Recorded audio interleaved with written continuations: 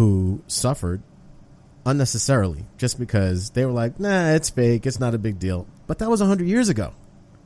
You would think that we would learn nowadays in this technologically advanced era that, hey, learn from history, right? But another quote goes, what we learn from history is that no one learns from history. And unfortunately, that's where we are right now. And it seems to be kind of true. I mean, not even kind of true. It seems to be very true. Now, this is they call this a super spreader event. You may have heard that on the news before when our president, Donnie, is trying to have big events with people not wearing masks. I mean, it's just a mask. It's just a face covering. It has nothing. You want to vote for this dude that told you to drink bleach, that wanted to stare at an eclipse and wants to nuke hurricanes? Then, you know, you're an American. Shoot, go for it, man. If that's what you want to do, if that's what you believe, but fucking protect the person right next to you. Jesus. I mean, some compassion, you know, for your fellow person, your fellow human being.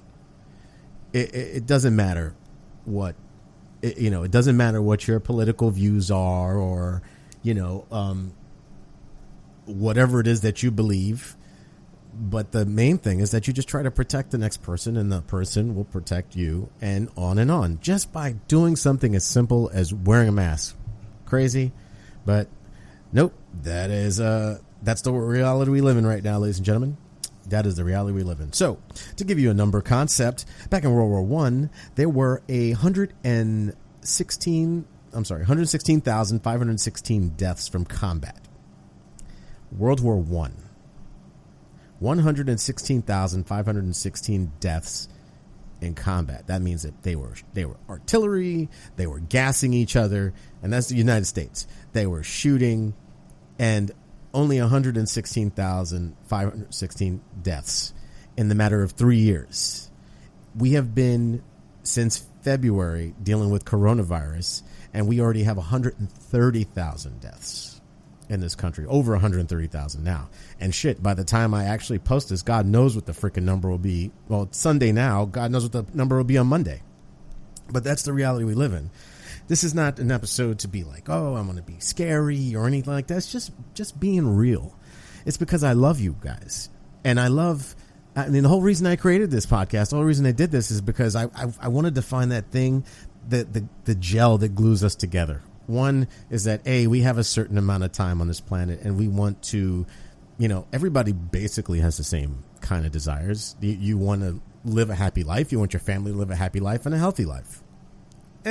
Is there much more than that? Of course, yeah, you want to have money and cars and all this other extra stuff. But when it comes down to the most basic things, everybody wants to be healthy and happy and have love. As we go back to the beginning, love, family love, friends love, just love. And this whole madness has, and people have used this madness to try to turn it against people, against each other, or to pretend like it has some other political view. And it's crazy because the same shit happened 100 years ago.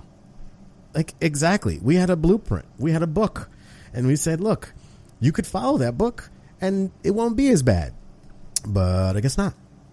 And the weird thing about coronavirus, so the thing I was listening to, I've been doing research on the 1918 pandemic and the Spanish flu. So let's say Bob's mom catches the Spanish flu. Now, Bob is your neighbor. Bob's mom dies from the Spanish flu. And he's like, oh man, my mom died. So he goes to the neighbor, say, hey, we're going to have a funeral for my mom. Now, Bob's neighbor is, let's say, Karen. Karen's, oh, okay, definitely will be there. When's it going to be? It'll be, in 2 days from now. Now, Karen lives in a household, back in 19, a lot of people live together. So a household of 10 people. Bob has the Spanish flu from his mom. He walks across, gives it to Karen, and Spanish flu works so fast that by the next day, that whole household can be dead. That's how fast Spanish flu worked. And this is what makes coronavirus kind of scary, is because instead of it killing a bunch of people, it works very slowly. And you can walk around and feel great. La-di-da, I feel good. Oh, going to the bar, going to party. Yeah, whatever. Oh, a little sore throat. I'm okay. FOMO, everybody's got FOMO. I got to go hang out. Oh, and the next thing you know, you get a bunch of people sick. One person in a bar talking, singing along. Whoa, halfway there. Whoa. Think about how much spit flies off your mouth. And now, what do we know? They're saying more and more that it may be a little bit more airborne than we thought. Or, if it wasn't originally airborne, viruses change over time. They evolve. Evolution is real, people. It happens. And you could look at something as tiny as a virus and watch it just change over time. Everybody's like, oh, this is from China, blah, blah, blah. The version that we have on the East Coast comes from Europe. We have the science. We can track it. So, it's crazy to think that something is out there right now that is, killing people and is so deadly. The difference, of course, though, going back to 1918, is that killed younger people a whole lot more. So people that were older, in the 40s and above, they didn't die as much from Spanish flu, but people from, I think it was from 18 and up, that was the majority, 18 to I think 30 something. That was the big window of people that died from Spanish flu quickly and painfully. Stories of people with blood coming out their eyes and turning blue was a very big thing.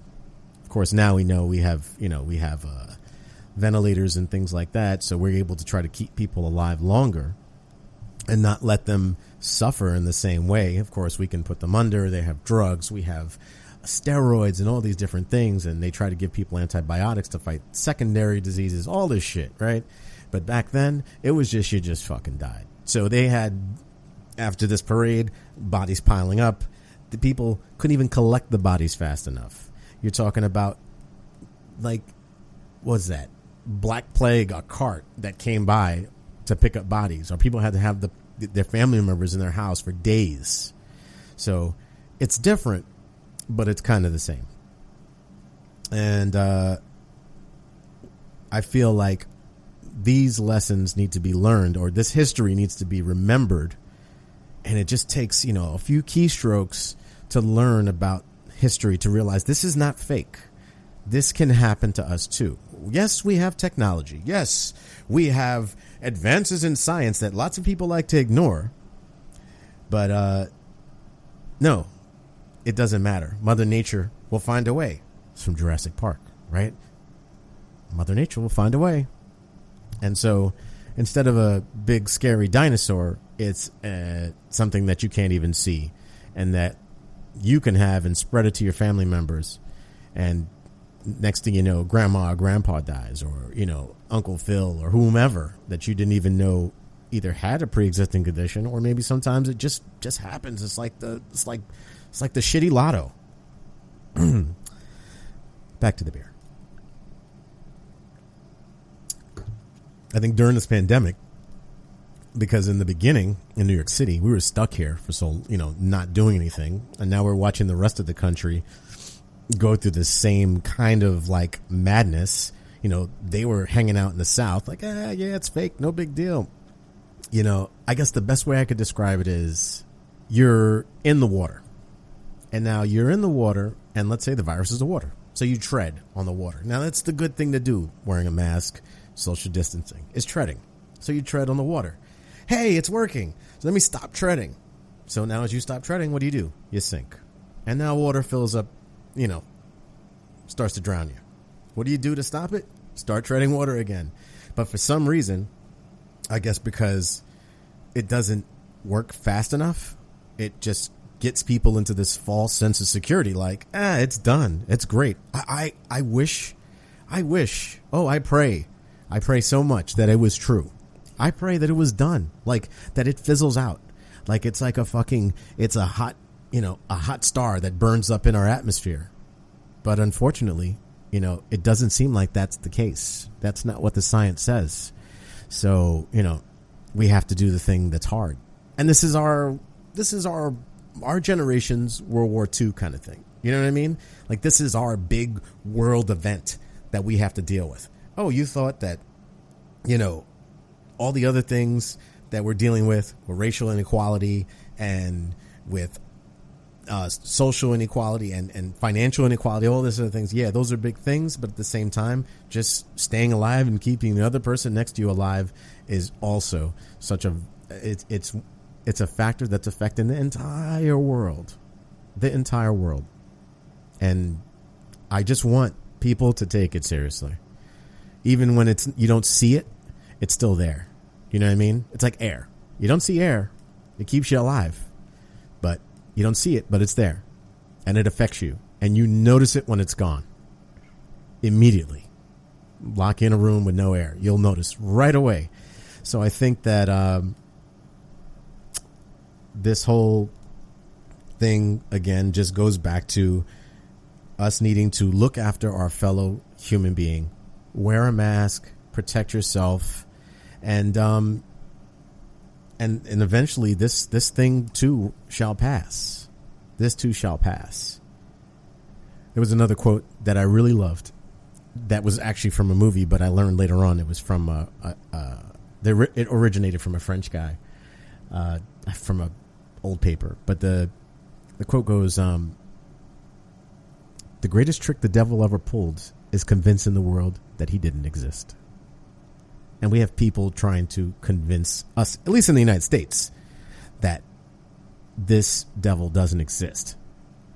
And they did, and it keeps proving itself that it's very real and that it eventually will reach out and touch you and affect your family.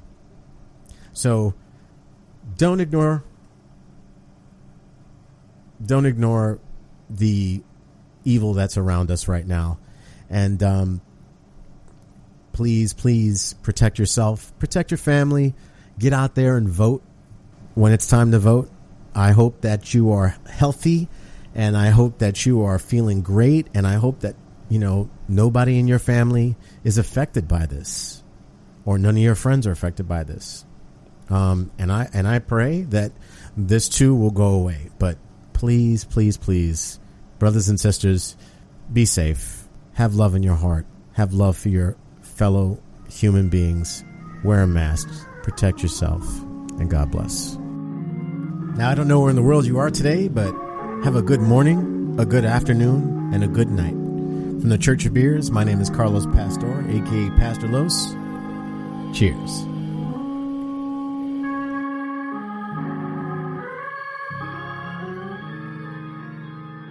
At the Church of Beers.